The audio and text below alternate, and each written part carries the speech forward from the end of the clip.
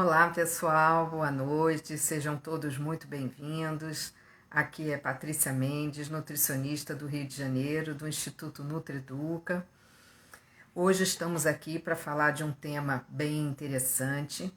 Espero que vocês tirem dúvidas. Nós vamos contar aqui alguns estudos recentes que são importantes para a gente saber o que a ciência está mostrando, né, que pode acontecer no futuro, quais os cuidados preventivos que a gente tem que ter para retardar os problemas de saúde e a importância da microbiota intestinal na resistência insulínica, no desenvolvimento do diabetes tipo 2. Então, são assuntos que estão totalmente interligados e muitas pessoas não sabem, né? Então, vou mandar aqui o aviãozinho chamando as pessoas. Quem estiver entrando aí, chame aí os seus amigos, que serão muito bem-vindos. Estamos aqui aguardando a Maíra Santos e a Priscila Alvim, duas nutricionistas parceiras. Nós estamos no nosso curso Ciência da Nutrição Comportamental. Hoje será a nossa terceira aula. Oi, Priscila, boa noite, seja bem-vinda. Vamos lá. Boa noite, Thaís, seja bem-vinda. Maíra entrou, muito bom. Todo mundo entrando. Como é que você tá? Oi, Priscila, tudo bem? Tudo bem. Tudo bom? Ó, entrou minha prima Cláudia. Oi, Cláudia. Ah, cadê a Maíra? Estou aguardando aí a Maíra fazer a solicitação para ela entrar. Tá. Se apresenta aí, Priscila, que eu já me apresentei aqui. Agora fala um pouquinho de você, da onde você é, o que que você faz. Ok. Tá Oi, bom? Benilde. Vocês estão me vendo bem, gente? Sim, Me sim, estou ouvindo vendo também? bem, Tá, bem. tá bom. Então, eu sou a doutora Priscila, sou nutricionista de São Paulo, moro aqui na região dos Jardins, para quem não me conhece, atendo já há 17 anos como nutricionista clínica. Trabalho com a nutrição comportamental e também com a psicanálise.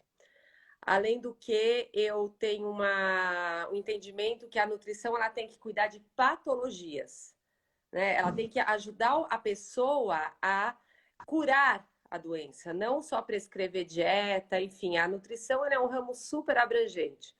E é nisso aqui que eu trabalho, com a mudança de hábito, a busca da saúde. E todo esse curso da nutrição comportamental também, ele é apoiado pela EFEON, que é uma empresa de nutracêuticos, que tem essa visão também, que o bem-estar ele tem que estar em homeostase, em equilíbrio, em todas as áreas. Então vai muito com a nossa característica, né, Patrícia? Sim, com Com certeza. aquilo que a Eu estou gente chamando, eu estou preconiza. chamando a Maíra aqui. A Maíra acho que já apareceu também. Ah, já entrou, já entrou. Oi, Olá, boa Maíra. noite. Oi, o Facebook tá me boicotando. Entrei, daí ele me Nossa, Travou. travou. travou o negócio aqui. Vocês estão bem, Tá meninas? travada, Maíra. A sua tá travada. Quer sair e entrar de novo? Vocês estão me ouvindo? Tá um pouco. Não, agora tá, agora tá. Agora Agora eu tá tô te bom, tá ouvindo. bom. Ah, então tá bom. Tá bom. Então, Maíra, boa noite. Vamos nos apresentar aqui para quem está aqui já junto com a gente. Eu vou falar, sou Patrícia Mendes, nutricionista clínica e comportamental aqui do Rio de Janeiro. Sou uma das fundadoras também do Instituto Nutreduca, junto com a Maíra, e agora estamos com essa parceira muito boa também, doutora Priscila Alvim, que é da Escola de Nutrição, e nós três estamos aqui hoje para falar sobre a resistência insulínica nos obesos e como a microbiota intestinal está envolvida nesse cenário aí, quais as atitudes que nós podemos ter preventivas e as consequências do que, se a gente não se cuidar, o que, que pode acontecer com a nossa saúde, com o nosso organismo. Então, a Verdade. Maíra vai se apresentar, falar um pouquinho, vai dar a introdução, depois a Priscila, e no final eu vou fazer os meus comentários também. Então, vai lá, Maíra, a palavra é sua. Para quem não me conhece, eu sou Maíra Santos, sou nutricionista aí formada há mais de 15 anos. Eu trabalho muito com a parte de nutrição comportamental, ajudando as pessoas na parte mental, né? Para elas entenderem que na alimentação não é apenas o alimento, né? Fazer aquelas dietas malucas, e sim você comer com a essência, né? Que eu acho que a parte mais importante é você entender o que você está se alimentando, no que você está se nutrindo, né? E é isso que eu gosto de trabalhar e ensinar os meus pacientes, meus clientes, e depois se torna até amigos. Sabe o que eu queria pedir? Não sei se vocês já pediram, meninas, mas eu gostaria de pedir aqui, antes de eu começar a falar, tem um aviãozinho aí, uma flechinha aqui, ó, bem no seu cantinho direito. Gostaria que as pessoas, todas que estão aqui ao vivo, enviasse, convidasse pessoas. Nós vamos passar informações que não é só para nutricionistas, e sim para a população em geral, né? Principalmente as pessoas, né, aí que estão obesas, né, ou sobrepeso, ou diabéticos. Então, isso daí é extremamente importante. As pessoas aqui, vamos passar informação para o maior número de pessoas, tá? E já que eu estou falando que é importantíssimo, gostaria de passar um relato aqui para vocês, meninas. Na última, né, nas últimas informações da Sociedade Brasileira de Diabetes, 13 milhões de pessoas brasileiras, ou seja, quase 7%, 6,9% da população brasileira, ela apresenta diabetes.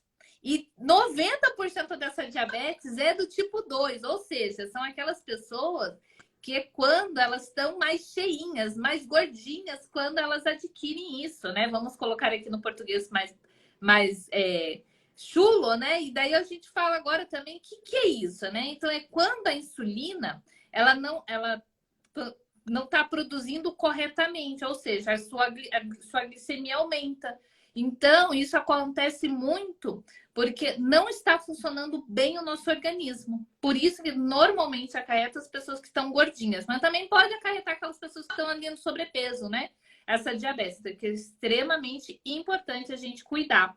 E daí teve estudos recentes, né? Inclusive, muitos aí que a EFEON nos indicou, falando sobre a microbiota intestinal. O quanto que isso, se você cuidar da sua microbiota intestinal, isso melhora para evitar, né, que a gente adquira, que a gente tenha essa doença, diabetes. Então, a Priscila vai se aprofundar mais aí sobre a microbiota, sobre a resistência insulínica, né? Isso a autoimunidade, né? Vou deixar essa parte para ela falar e eu vou deixar também a Patrícia falar sobre os alimentos aqui. Então, essa minha parte, eu só queria falar, informar vocês assim, que não só o alimento, a gente precisa nutrir o nosso corpo ali com fibras, alimentos ricos em fibras, em água, em cuidado com os carboidratos simples, né? A gente começar a utilizar carboidratos mais complexos, a gente consumir alimentos na parte in natura deles, como também a gente fazer o uso, gente, de prebióticos que são extremamente importantes para que a gente melhore a nossa flora intestinal. E melhorando a nossa flora intestinal, a gente vai evitar que isso desenvolva, né? Eu vou deixar a Priscila e a Paty agora falar e desenvolver melhor isso. Eu só quis dar uma introdução para vocês verem, gente, que o negócio tá sério mesmo. Quando eu li essa informação da Sociedade Brasileira de Diabetes, 13 milhões de pessoas, eu fiquei extremamente assustada. O número é muito grande, gente. Muito grande mesmo. Olha quem está entrando aí, gente, é a nossa aluna querida. Nossa aluna querida, que alegria. Daqui a pouco nós temos aula, né? Então, eu peguei um estudo hoje interessantíssimo a respeito da gente entender a diabetes de uma forma bem... como se colocasse assim uma lupa e aumentasse assim uma questão da microbiota e a questão também do que acontece, qual que é o elo perdido entre a microbiota e a resistência à insulina, a obesidade e a gordura. Olha que interessante, pegaram ratos obesos, tá? E fizeram uma análise com as fezes desses ratos. Descobriram que lá tinha uma menor quantidade de IgA e uma menor quantidade de células B nas fezes desses ratos obesos, tá? pegaram essas fezes desses ratos obesos e fizeram um transplante de fezes numa outra população de rato, que no estudo diz que eles estavam estéreis, tá? E esses ratos que receberam essa quantidade, né? Eles adquiriram essa resistência à insulina. Então, qual foi a conclusão aí primeira que eles chegam? Que a microbiota desordenada, que a microbiota desfuncional, na questão do IgA, ela causa resistência à insulina. E também que ratos que, vamos primeiro falar dos ratos. Ratos que tinham uma dieta rica em gordura, eles tinham baixa quantidade desse IgA e uma maior resistência à insulina, tá? Fizeram também essa mesma, não da mesma forma, mas em obesos, pré-bariátrica e pós-bariátrica. Então, as fezes desses obesos foram analisadas, tá? E qual foi a conclusão que chegou? Antes da bariátrica, a quantidade de IgA desses obesos era pouca. Pós-bariátrica, a quantidade de IgA nesses obesos cresceu, tá?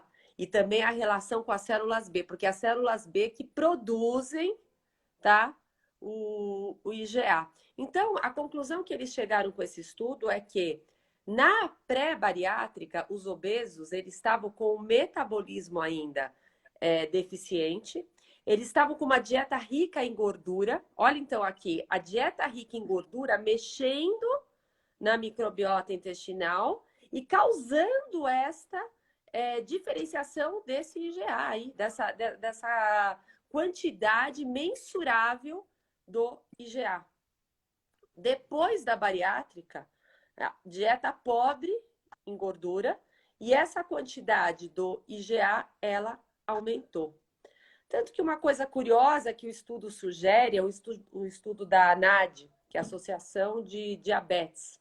Eu chequei as fontes, tudo, e em nenhum momento ele é categórico em dizer que a síndrome metabólica está relacionada diretamente com o IgA, né? Ele explora essas questões, mas uma das conclusões desse estudo que eu achei bem interessante foi que quando você aumenta a quantidade deste IgA, você melhora as condições da microbiota e melhora também a resistência à insulina, melhora a inflamação e a síndrome do intestino irritável.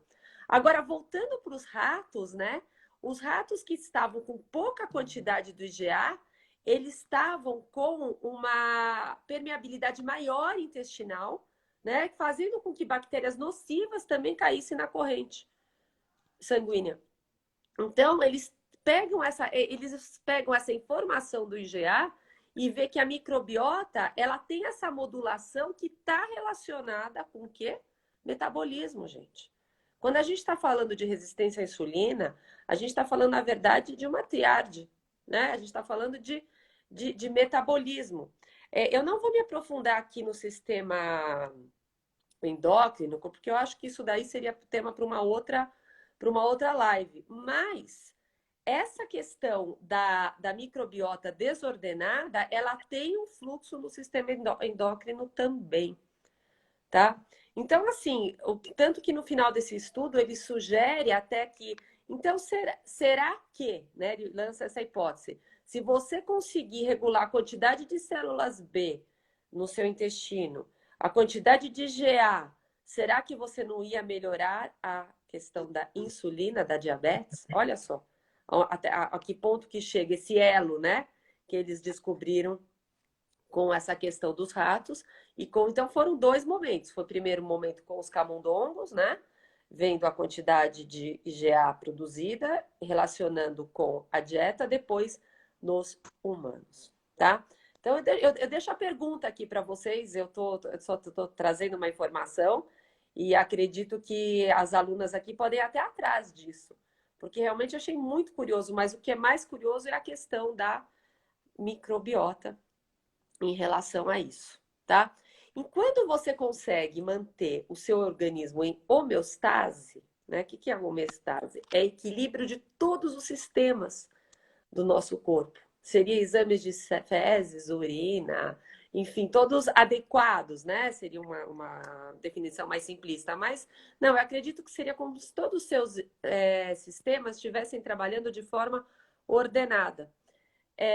Com a regulação da microbiota, aí que no caso entra a EFEON, né? Você depois de 6 meses, tem uma queda na curva glicêmica. Então, diminui a resistência à insulina. Olha aqui outra informação que eu estou trazendo para vocês.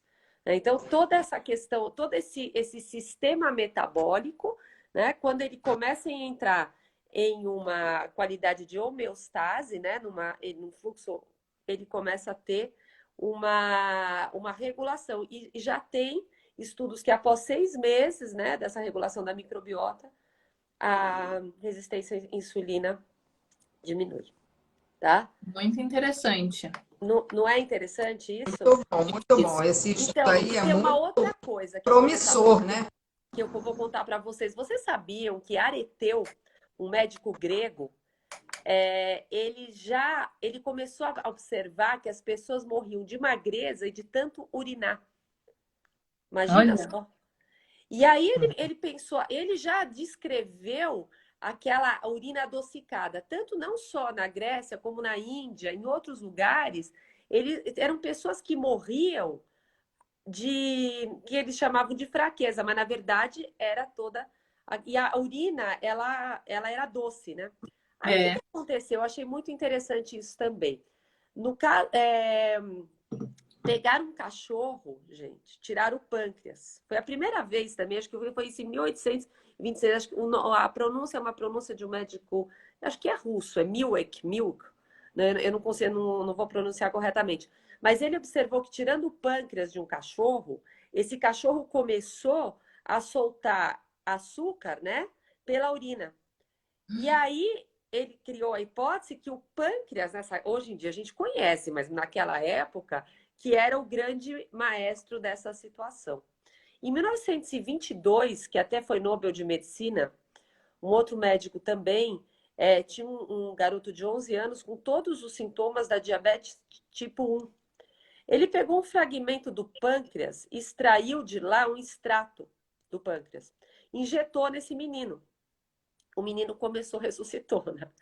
E ele começou a... Então, já atribuíram a primeira... que eles chamaram primeiro, acho que inulina. Depois passou para insulina. Agora, eu não estou sabendo pronunciar direito o nome também, mas aí foi o primeiro momento que surge a insulina como cura para diabetes. Imagina isso em 1922. Nesse menino. Então, quanto que a gente já evoluiu em relação a isso, mas como a Maíra trouxe aqui, ainda tem milhões de pessoas no mundo que padecem desse mal metabólico. E a diabetes é uma doença moderna também, porque é como se nosso corpo ele não ficasse feliz com a ingesta de alta quantidade de carboidrato e açúcar, será? Produtos industrializados, né, Priscila? Produtos industrializados. Então, produtos industrializados está acabando com o nosso organismo. As pessoas não têm nem ideia o quanto mal está fazendo isso, né? Exatamente. Então, a pergunta que a gente coloca aqui, vou colocar 2 desafios aqui para as nossas alunas. A questão dos camundongos. Quem souber, quem trouxer essa informação aqui para mim vai ganhar um presente, gente. Olha que legal. Essa questão do IgA, células B, quero saber como é que isso daí, como é que foi, como é que se desenvolveu essa questão da microbiota. E a questão também de entender como que a gente pode conscientizar a pessoa de uma alimentação tão tóxica. Então, acredito que é isso hoje que eu tinha que passar para você. Muito bom, Priscila. Muito bom, muito bom. Aí a Maíra falou muito bem, você também. E aí, gente, o que a gente pode concluir de tudo isso que foi dito até agora? A gente tem que ver a nossa realidade mundial de como é a alimentação das pessoas de um modo geral. né? Então, é fast food, né? São comidas prontas, congeladas, comidas, muita gente comendo na rua. Eu tenho muito paciente no consultório que muitas vezes mora sozinho, tem preguiça de fazer comida, outras pessoas não querem aprender, não querem ter trabalho, e por diversos motivos as pessoas acabam comendo mal e indo para quê? Para pão, para coisas mais fáceis. E isso, obviamente, vai ter as consequências. E quais são essas consequências? A obesidade, a resistência insulínica, o diabetes. Então, e isso tudo mexe com a microbiota intestinal. Então, a gente não sabe o que causa o quê, mas o que a gente tem aqui são muitos estudos, que ainda muita coisa ainda tem que ser concluída, né, para a gente ter certeza de certas coisas, mas nós temos muitas certezas de atitudes que a gente tem que ter para prevenir o envelhecimento, para prevenir doenças, prevenir obesidade, o diabetes, coisas que nós podemos tentar retardar ou evitar. E quais são essas atitudes que nós temos que tomar, né, para a gente poder melhorar? A gente sabe que quando a gente pratica atividade física, o exercício ele promove a produção da serotonina, que é o hormônio do bem-estar. E esse hormônio do bem-estar, ele é 95% produzido no nosso intestino. Então, esse intestino, ele tem que estar saudável, porque senão ele não produz essa serotonina. Aí vem, se você não tem esse bem-estar, você fica mais triste, mais mal-humorado, mais depressivo. E para que isso aconteça, então, em primeiro lugar, é a importância da prática da atividade física, mas não é uma vez, 2 vezes por semana, tá? É você ter uma frequência. Se puder ser diariamente, pelo menos uns 30 minutos, seria o ideal. Se não conseguir, pelo menos 3, 4 vezes por semana, isso já ajuda muito a prevenir várias doenças. E ela também interfere, os exercícios interferem também na microbiota, porque melhora a circulação sanguínea, consequentemente evita a prisão de ventre. Evitando a prisão de ventre, você também já ajuda essa microbiota a ficar mais saudável, tá? E o segundo item importante é o sono, tá? A qualidade do sono é você dormir pelo menos 8 horas por noite. Isso também interfere na sua imunidade, na sua pressão, no seu bem-estar, no seu humor, na sua qualidade de vida. Então, procurar ter um sono tranquilo, não é aquele sono picado, não é dormir muito tarde, acordar muito cedo, não adianta dormir 3 horinhas de noite, de dia dorme mais 1 horinha, depois mais 2 horinhas. Não, é um sono mais profundo, mais intenso. Tá? Então, lutar por esse sono, existem várias maneiras, isso aí também é assunto para uma outra live, mas também é um ponto importante. Higiene bucal, olha só, gente, higiene da boca. Aí vocês devem estar falando assim, essa nutricionista é maluca. Sim, sabe por quê? Porque quando a gente tem inflamações na boca, esses germes, essas bactérias, elas podem ir para o nosso intestino, para o nosso estômago e vão causar inflamações que muitas vezes a gente tem que entrar no antibiótico. E o antibiótico, ele acaba com a nossa microbiota intestinal. Então, se você tem o cuidado, faz a higiene, usa escova direitinho, usa fio dental, tem todo um cuidado de prevenção indo no dentista, isso também vai vai evitar essas inflamações, chegar no antibiótico, tá? Outra coisa importante, alimentação saudável, gente. Alimentação saudável inclui frutas, verduras, legumes, alimentos integrais, bastante água para ter uma boa hidratação. Tudo isso é importante, comer alimentos mais naturais e menos pacotes, menos industrializados. Isso vai fazer toda a diferença. E dentro dessa alimentação é importante a gente ter probióticos e prebióticos.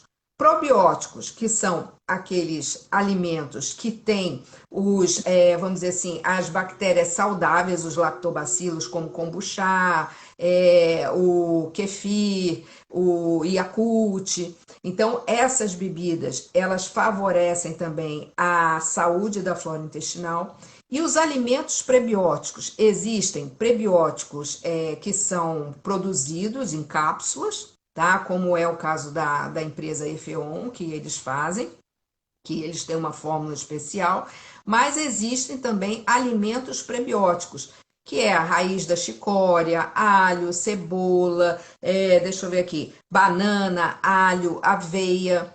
Então, se você consome esses alimentos diariamente, isso também vai ser a favor da sua microbiota saudável, tá?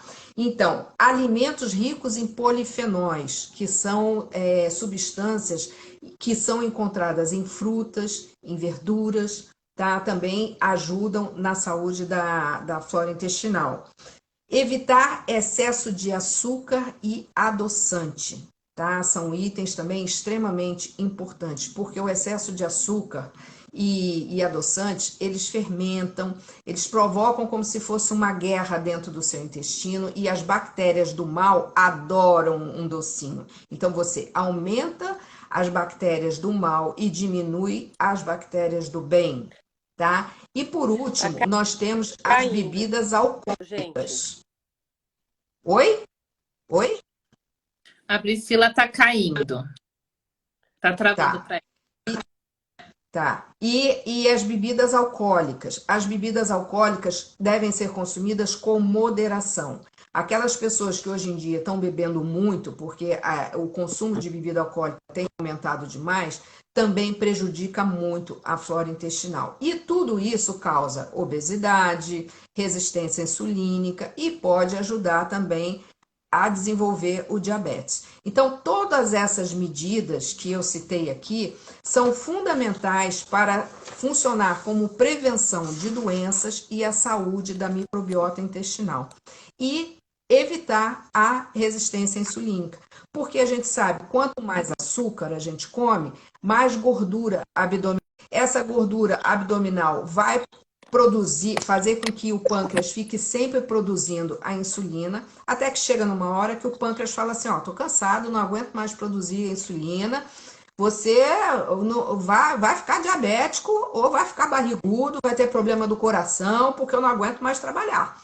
Então, a gente tem que cuidar do nosso pâncreas para que ele não chegue nesse limite. Então, muito cuidado com o excesso de doces em geral, tá, gente? Isso é uma coisa muito importante. Então, se alguém tem dúvida, quiser colocar aqui alguma pergunta, coloca aqui pra gente. Se vocês têm diabetes ou têm resistência insulínica, quiser fazer algum comentário, coloca aqui pra gente responder. E se vocês não lembraram de nada agora e lembrarem depois, vocês podem mandar a pergunta no direct, que a gente responde sempre com muito carinho e atenção para vocês. Não é mesmo, meninas? É verdade, Paty. Semana passada colocaram um monte de pergunta lá pra gente. A Paty respondeu de todo mundo. Então, gente, pode mandar que a Paty cuida dessa parte aí para vocês. É isso aí. E a gente quer muito agradecer a presença de todos aqui, tá? E a nossa amiga aí, a nossa aluna Rosângela entrou agora. A minha professora querida Joana também entrou agora. Sejam bem-vindas. Quem está chegando agora, gente, a nossa live vai ficar gravada. Então, a hora que vocês tiverem um tempinho, vocês podem assistir e ver todas essas orientações que a gente preparou aqui, os estudos, tudo que a gente falou aqui, que é muito bacana. Então, vale a pena. E a semana que vem, segunda-feira, estaremos de volta com uma nova live, com um novo tema, que depois a gente vai divulgar para vocês. Tá bom? Imunidade treinada por beta-glucanas. Olha só, vamos falar sobre imunidade. Treinada por beta-glucanos, ou seja, dia 17/5, segunda-feira, às 8 horas da noite, a gente vai estar aqui ao vivo com vocês para falar sobre as beta-glucanas e a imunidade aí, tá bom? Um grande beijo. Nossas alunas, não esqueçam, hoje, 8 horas da noite, ó, horário marcado aí para nossa aulinha, tá bom? Beijão, meninas. Até daqui a pouquinho. Tchau, meninas. Obrigada, foi tudo ótimo. Um beijo. Um beijo Grande aí para todas vocês. Isso mesmo, Joana, fica atenta aí nos docinhos aí, porque senão o negócio vai pegar, o bicho vai pegar. Beijo, gente. Tchau, tchau.